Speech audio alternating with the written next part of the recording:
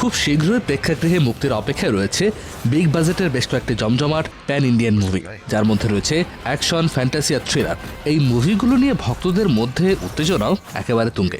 তাহলে চলুন এক নজরে জেনে নেওয়া যাক আপকামিং এই মুভিগুলো সম্পর্কে।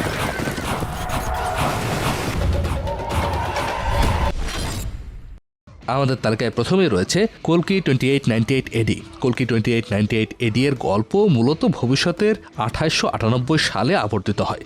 এই সায়েন্স ফিকশন অ্যাকশন সিনেমাটি ডিরেক্ট করেছেন নাগাশ সেন।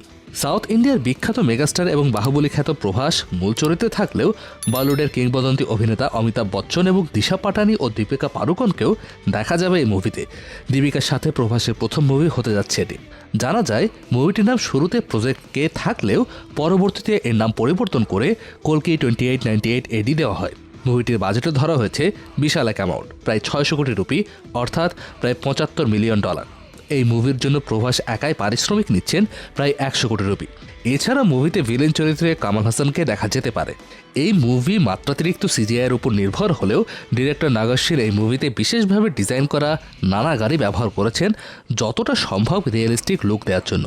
এবছরের জুনের 27 তারিখ প্রেক্ষাগৃহে মুক্তি পাবে কল্কি 2898 এডি।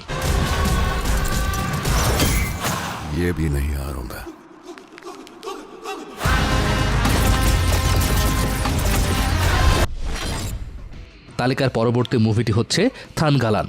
এটি 19 শতকের উপর ভিত্তি করে বানানো একটি পিরিয়ড ড্রামা ফিল্ম।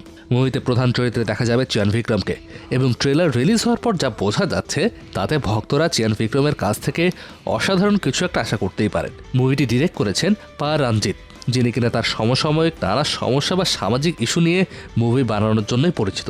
মুভিতে চিয়ান বিক্রমের পাশাপাশি সাপোর্টিং রোলে দেখা যাবে মালায়ালাম নায়িকা পার্বতী থিরুভুতু এবং সাউথ ইন্ডিয়ান সিনেমার রাইজিং স্টার মালভিকে মোহানানকে। ধারণা করা হচ্ছে 19 শতকের দিকে স্বর্ণ উত্তোলন কিংবা গোল্ড মাইনিংয়ের প্রেক্ষাপটের উপর ভিত্তি করে বানানো হয়েছে এই মুভিটি। এই বছরের জুনের 9 তারিখ রিলিজ পাওয়ার কথা রয়েছে এই মুভিটি।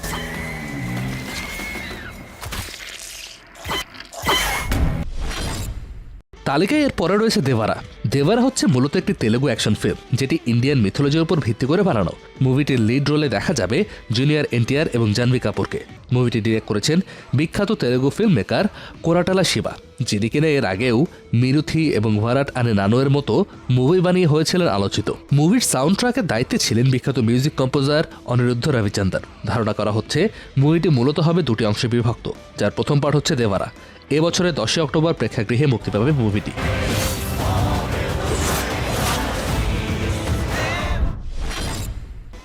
আমাদের তালিকার পরবর্তী মুভিটি হচ্ছে ভেট্টায়ান। ভারতের জনপ্রিয় এবং আইকনিক অভিনেতা রজনীকান্তের পরবর্তী মুভি হতে যাচ্ছে এটি। ধারণা করা হচ্ছে অসাধারণ একটি স্টোরি লাইনের পাশাপাশি এই মুভিতে পাওয়া যাবে হাই অ্যাকশন ড্রামা। মুভিটি ডিরেক্ট করেছেন লোকেশ কানাগারাজ। 2018 সালে মুক্তি পাওয়া কালির পর রজনীকান্ত এবং লোকেশের একসাথে করা দ্বিতীয় মুভি এটি। তামিল, মালায়ালাম, তেলেগু, কান্নাডা এবং হিন্দি টোটাল 5টি ল্যাঙ্গুয়েজে মুক্তি পাবে এই মুভিটি। এবছরের অক্টোবরের 10 তারিখে মুক্তি পাওয়ার কথা রয়েছে ভেট্টায়ান সিনেমাটি।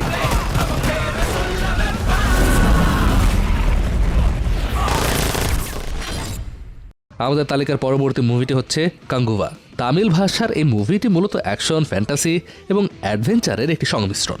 জনপ্রিয় তামিল অ্যাক্টর সুরিয়া এবং বলিউডের ববি দেওলকে দেখা যাবে এই মুভির দুই প্রধান চরিত্রে। মুভিটি ডিরেক্ট করেছেন জনপ্রিয় ফিল্ম ডিরেক্টর শিবা। মুভির ট্রেলার এবং টিজারও দেখা যায় অসাধারণ অ্যাকশন কোরিওগ্রাফির, যাতে ধারণা করা যায় একটা বড়সড় ধামাকাই হতে চলেছে কাঙ্গুভা। তামিল ছাড়াও হিন্দি, তেলেগু, কান্নাডা এবং মালায়ালাম ভাষাতে এবছরের 11 এপ্রিল মুক্তি পেয়েছে মুভিটি। তাই চাইলে এখনই দেখে নিতে পারেন অসাধারণ এই মুভিটি।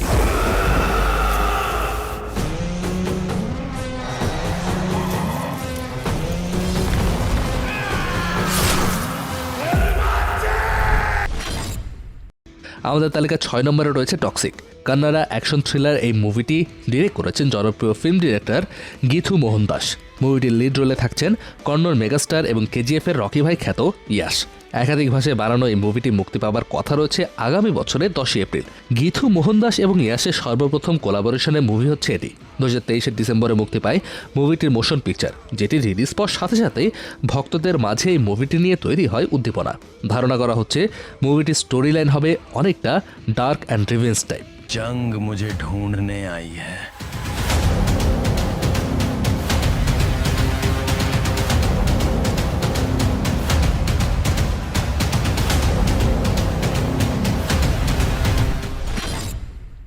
আমাদের তালিকার পরবর্তী মুভিটি হচ্ছে ক্রিস 4। এটি মূলত 2013 সালে মুক্তি পাওয়া ক্রিস 3 এর সিকুয়েল। এই ফ্র্যাঞ্চাইজের প্রত্যেকটি মুভির মতো ক্রিস 4 এর মূল চরিত্রে থাকবেন ঋত্বিক রোশন। তবে প্রতিবারের মতো রাকেশ রোশনকে হয়তোবা ডিরেক্টর হিসেবে পাওয়া যাবে না ক্রিস 4 মুভিতে। তবে কে হতে যাচ্ছে নতুন ডিরেক্টর তা নিয়ে রয়েছে নানান জল্পনা কল্পনা। ধোঁয়াশা রয়েছে মুভিটির রিলিজ ডেট নিয়েও। ধারণা করা হচ্ছে 2025 কিংবা 2026-এ আসতে পারে ঋত্বিক রোশনের নতুন এই মুভিটি। Thus, I have granted your leaders 1 week to... আমাদের তালিকার পরবর্তী মুভি হচ্ছে আধিরা, যেটি রিলিজ পাবে খুব সম্ভবত এবছরের ডিসেম্বরে। মুভিটি ডিরেক্টর এবং রাইটার হচ্ছেন প্রশান্ত ভার্মা এবং মূল চরিত্রে দেখা যাবে কালিয়ান দাশারিকে। তেলেগু এই মুভিটি সম্পর্কে এখনও পর্যাপ্ত তথ্য না থাকলেও 2022-এ মুক্তি পাওয়া মুভিটির ট্রেলার থেকে ধারণা করা হচ্ছে এটি হতে চলেছে একটি সুপারহিরো ফিল্ম। রিলিজ ডেট আনুষ্ঠানিকভাবে জানানো না হলেও এবছরের 16 ডিসেম্বর মুক্তি পেতে পারে মুভিটি।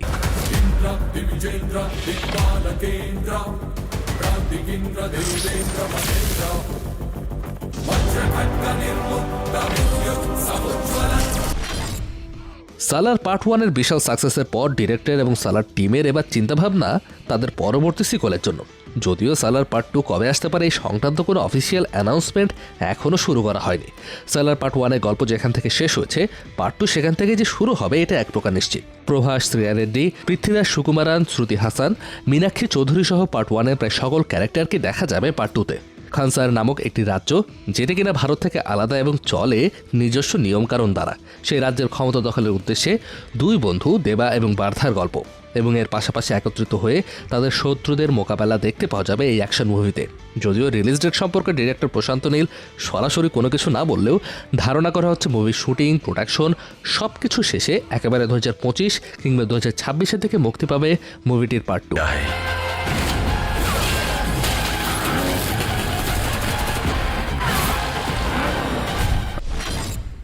আমাদের তালিকার সর্বশেষ মুভি হচ্ছে পুষ্পা 2, পুষ্পারাজ, যে চরিত্রে দেখা যায় আল্লু অর্জুনকে।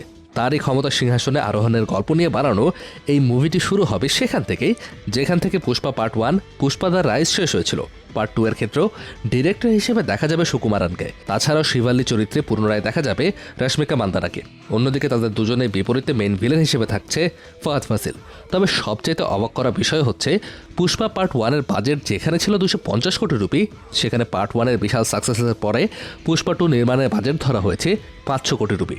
কিছু রিপোর্টের মতে আল্লু অর্জুন পুষ্পা 2-তে তার অভিনয়ের জন্য সর্বমোট 200 থেকে 250 কোটি রুপি চার্জ করতে পারেন। সবকিছু পরিকল্পনা মাফিক হলে এবছরের 15 আগস্ট প্রেক্ষাগৃহে মুক্তি পেতে যাচ্ছে পুষ্পা 2।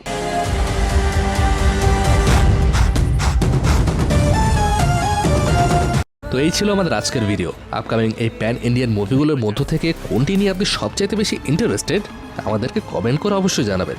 ভিডিওটি ভালো লেগে থাকলে একটি লাইক দিয়ে দেবেন এবং চ্যানেলে নতুন হলে সাবস্ক্রাইব করবেন। দেখা হবে পরবর্তী ভিডিওতে। ধন্যবাদ সবাইকে।